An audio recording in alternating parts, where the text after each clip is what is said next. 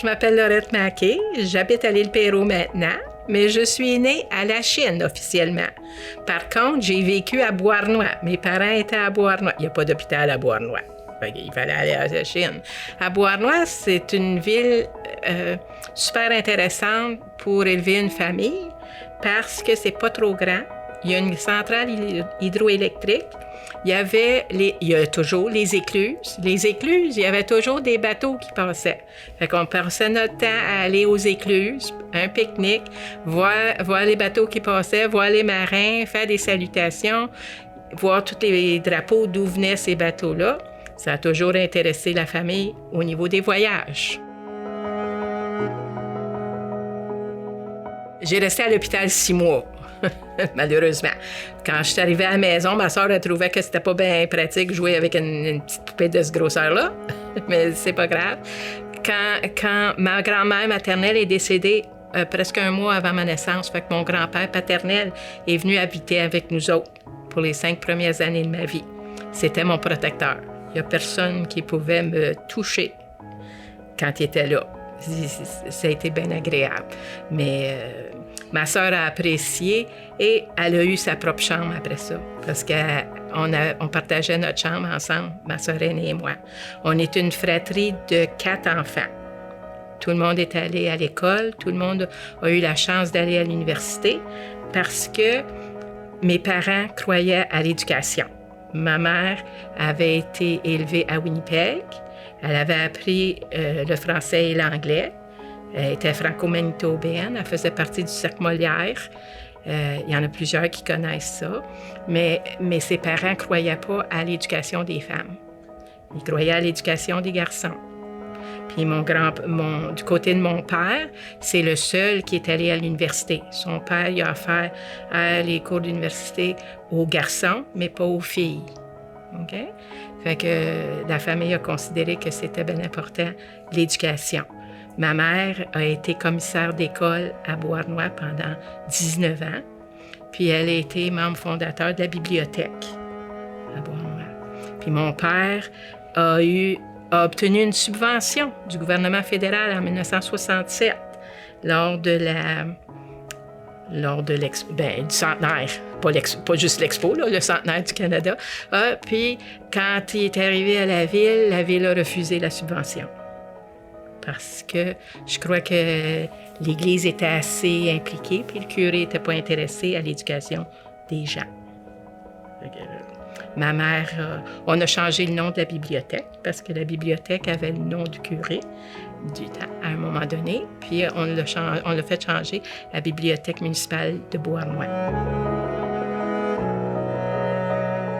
Il y avait beaucoup de magasins. Il n'y avait pas de centre d'achat vraiment. C'était tous des magasins individuels. Il y avait le parc. On avait des courses de chars Nous autres, on habitait sur la rue Trudeau. Fait qu'il y avait des courses de chars sur la côte la fin de semaine de la fête du travail. Je me souviens d'avoir porté une robe longue en 1963 pour le centenaire de la ville de Beauharnois.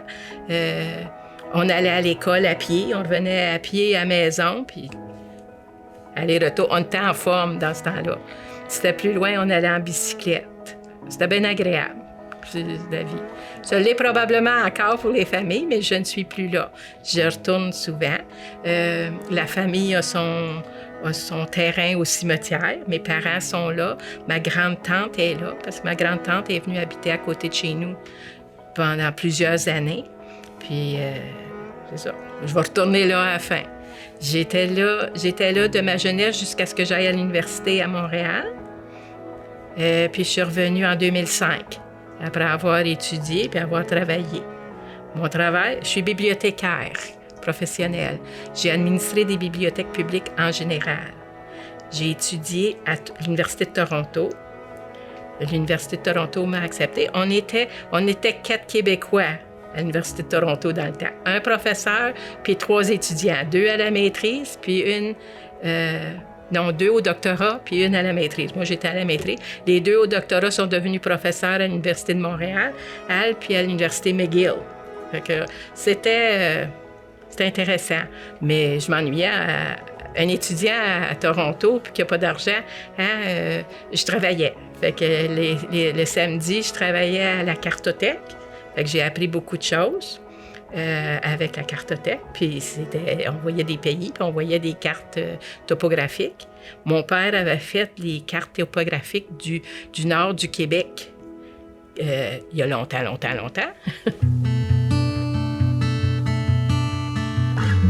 Officiellement, moi j'ai seulement qu'un œil depuis la naissance. Puis c'est pas les médecins qui étaient pour me dire qu'est-ce que je pouvais pas faire. Fait qu'est-ce qui est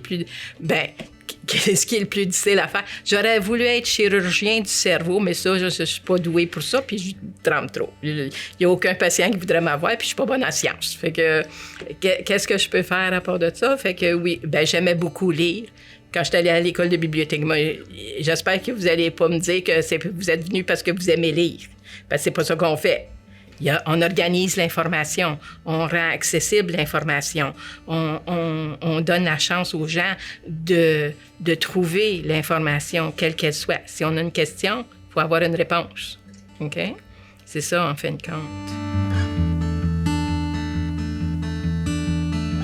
Je voulais pas être professeur, parce que professeur, il faut enseigner à des gens, quel que soit leur intérêt, s'ils veulent apprendre ou s'ils veulent pas apprendre.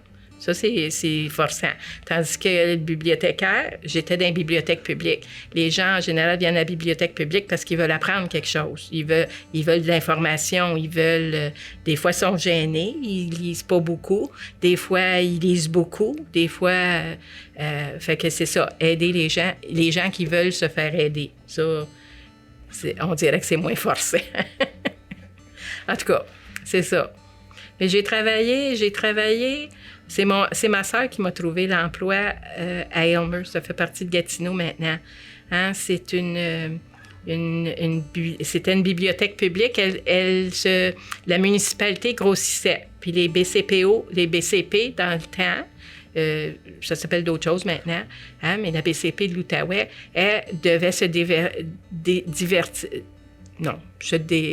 se séparer où la ville était trop grosse pour faire partie de la BCP. OK? Alors, ils ont embauché une bibliothécaire. C'était moi. Quand je suis partie 12 ans plus tard, la responsable des ressources humaines m'a dit « Et tu as eu la job parce que tu avais un beau sourire. Ça n'encourage pas pour le... Mais ça a bien été. On a développé la bibliothèque. Mon patron, il était bon. C'était Denis Charon. Il dit, je connais rien là-dedans, qu'est-ce que tu veux, développer la collection ou construire une bibliothèque? J'ai dit, construire une bibliothèque, je connais pas grand-chose là-dedans encore, j'aime autant développer les collections. Fait que c'est ça que j'ai fait. Puis il m'a laissé aller. Je suis partie d'Aylmer parce qu'on était déménagés dans l'ancien hôtel de ville, qui était un palais de justice, un édifice historique. Puis mon patron a dit, pour les 10 prochaines années, là, on ne fait rien avec la bibliothèque. Moi, je suis trop jeune pour 10 ans, je ne fais pas beaucoup de développement. Là. Non. Fait que j'ai trouvé un emploi au Nouveau-Brunswick, à Saint-Jean. À la bibliothèque d'Aylmer, il y avait un fonds spécial qui avait été créé par une dame qui s'appelle Lucy Farris. Elle voulait que les gens d'Aylmer et du Pontiac aient accès à l'information. Fait que cette fondation-là a duré jusqu'en 2004. Passé mon temps à Aylmer. Puis, un des membres de ce comité-là était ami avec une bibliothécaire à Saint-Jean qui cherchait une responsable des succursales. Fait que j'ai fait application. Puis la seule recommandation que la femme a dit, assure-toi que tu écris Saint-Jean, là, comme Saint-John, et non avec un S, parce que Saint-John, New Brunswick, c'est pas Saint-Jean-Terre-Neuve. OK? C'est bien clair. C'est correct. J'ai fait ça. J'ai appliqué. J'ai eu une entrevue au mois de juin. Il voulait que je commence tout de suite. Je pouvais pas. J'allais à un congrès. Il faut parler de la famille et c'est important parce que du côté de ma mère, c'est un Réaume, René Réaume. Il est arrivé au Québec ou au Canada au 17e siècle, puis c'était un bâtisseur de maisons dans la région de Québec. Il habitait Château-Richer, puis il a bâti des maisons dans le Tré-Carré de Charlesbourg. C'est une partie de Québec maintenant. Hein? Ça, c'est intéressant. Hein? Mais la parenté, il y en avait beaucoup à Deschambault. Puis, à Deschambault, il y avait beaucoup de pilotes de bateaux sur le Saint-Laurent. La famille, mon grand-père, ils sont allés, sa femme sont allés à Winnipeg. Lui, il a travaillé pour le Canadien Pacifique. Alors, il y avait un emploi. Alors, pendant la dépression, oui, dépression, c'est en français, le 39, là, 29-30. Lui, il avait un emploi, alors il aidait beaucoup ses voisins à se nourrir, etc. Ma grand-mère maternelle, elle apparemment, elle avait le thé à 4 heures de l'après-midi, puis n'importe qui pouvait venir. Les enfants, les amis des enfants. Fait qu'elle était très sociable de cette façon-là. On a appris ça de nos parents, de nos grands-parents. Du côté d'Halifax, mon grand-père paternel, c'est Francis Mackey. Francis Mackey a été pilote dans le port d'Halifax. Il a été nommé aussi, élu par ses pairs, capitaine des pilotes du port d'Halifax. Mais il était le pilote sur le Mont-Blanc quand le Mont-Blanc et le IMO ont fait collision dans la section qui s'appelle The Narrows, entre Bedford Basin puis la mer, pendant la guerre, en 1917, le 6 décembre. Le Mont-Blanc, c'était un bateau qui était venu de New York, qui était trop lent. Hein, il pouvait pas suivre le convoi habituel qui se rendait en Europe. Sauf que c'était un bateau, c'était une bombe à retardement parce que c'était tous les ingrédients d'une bombe sur le bateau, sur le quai du bateau, à l'intérieur du bateau. Ça avait été bien isolé, mais les marins n'avaient pas le droit de fumer rien. Le bateau est arrivé trop tard pour rentrer parce qu'il y avait une barrière sous-marine là, pour empêcher les sous-marins de rentrer dans le port. Fait qu'il est rentré le lendemain matin.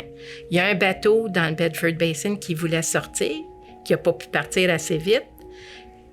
Ils ont eu des manques de communication puis un bateau a frappé l'autre, puis ça a fait boum. Mais mon grand-père a survécu. Il y a eu beaucoup d'affaires légales. Ma sœur aînée, on était 4. Ma sœur aînée est avocate. Elle a étudié tous les dossiers de la Cour jusqu'en Angleterre pour ça. Mais ce qu'on a appris de notre grand-père paternel, c'est quand on a raison ou on se bat pour la justice, il faut le faire jusqu'au bout. C'est important.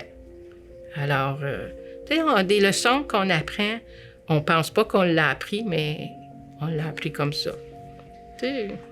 Mais la famille a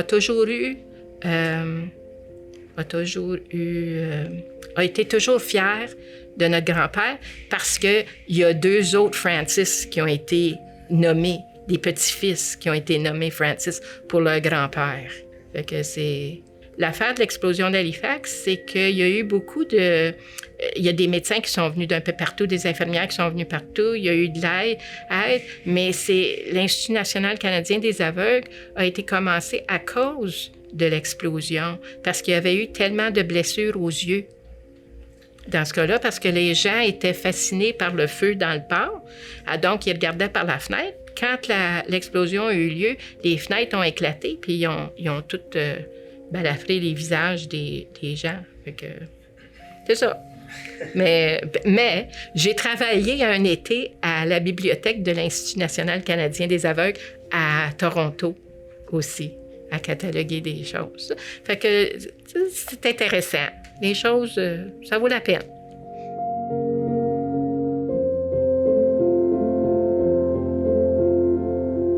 En 82, la Fédération internationale des associations de bibliothèques a eu un congrès à Montréal. Je suis allée. J'étais étudiante encore dans le temps.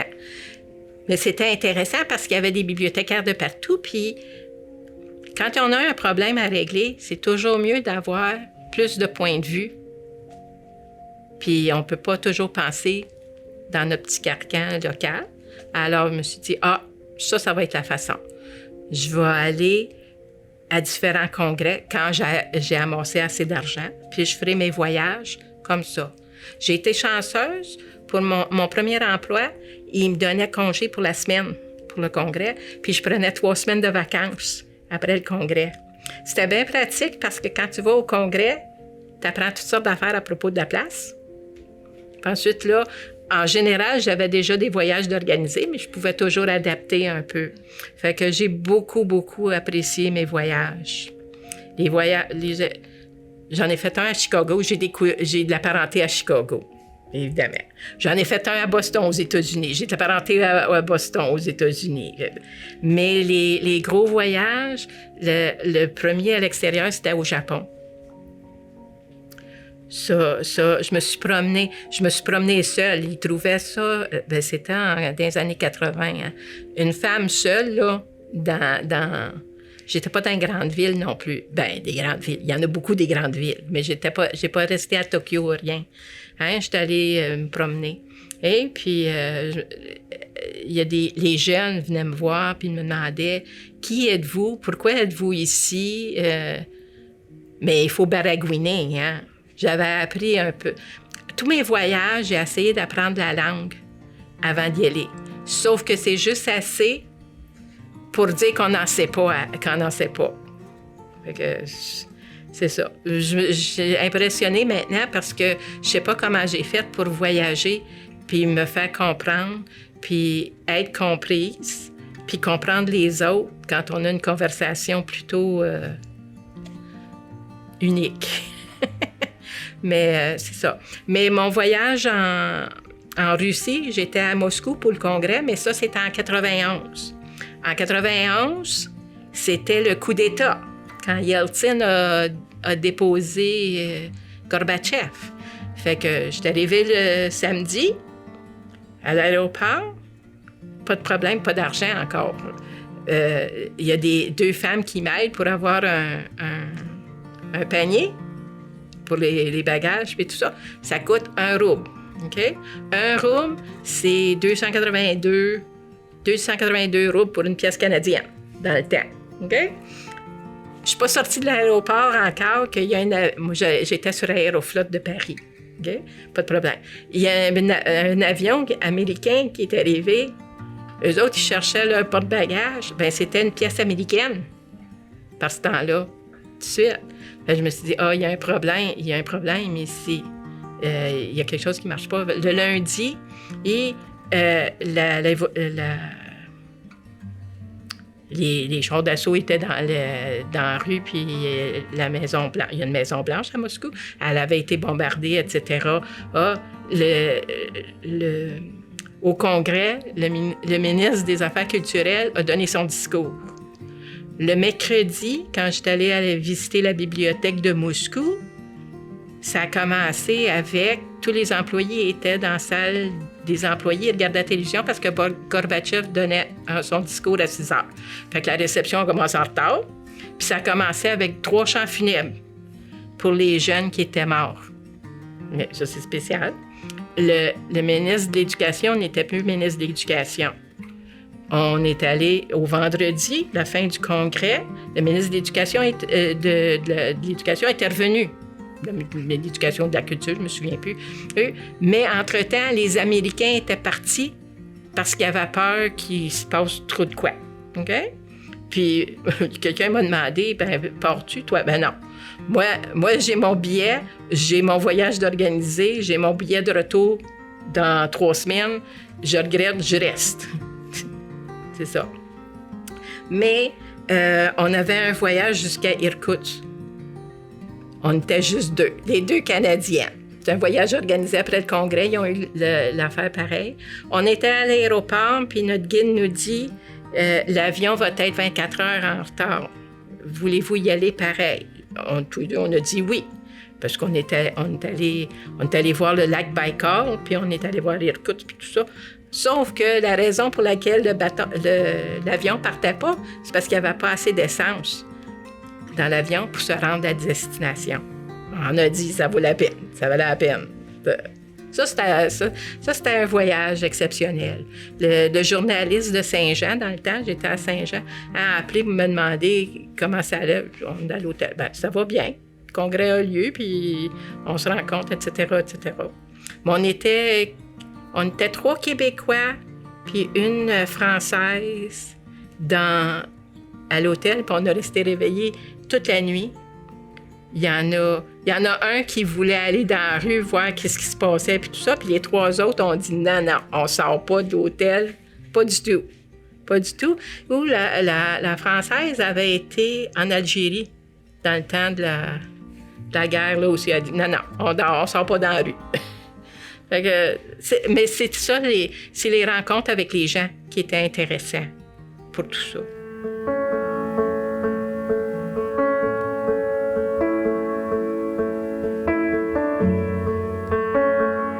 Au niveau des autres activités que j'ai faites, sur ma pierre tombale, j'ai 2 choses. J'ai un livre, puis j'ai le symbole pour l'écuménisme. Ma mère a été répondante écuménique pour le diocèse de Valleyfield pendant beaucoup d'années aussi. Mais elle a été membre du Conseil écuménique des chrétiennes du Canada à Toronto. Puis elle a fini son mandat de 6 ans, puis moi, j'ai repris un mandat de 6 ans par après. Puis j'ai beaucoup aimé ça. Parce que on a fait l'écuménisme aussi à Aylmer. Il y avait plusieurs paroisses, deux paroisses catholiques, une anglaise, une française, une église unie, une église anglicane, puis une église presbytérienne. Okay? Puis quand il y a un groupe anglican catholique romain s'est rencontré au monastère dans ce temps-là, eux autres, ils se rencontrent une fois par année pour discuter. Ben, nous, on leur a présenté notre groupe. Notre groupe se rencontrait une fois par mois. Mais les femmes dans le groupe, on se rencontrait une fois par semaine. Parce que c'est important de créer des liens. Fait que quand mon père est décédé en 90, toutes ces femmes-là sont venues à la funéraille. Y compris une qui a pris un congé en tant que professeur, qui n'avait jamais fait ça. Fait que c'est ça, les liens, les amitiés. C'est pour ça, quand je suis en résidence maintenant, c'est une petite communauté, on finit par se faire des amis un peu partout. On a des amis d'un peu partout au Canada, aux États-Unis, là, mais c'est ça.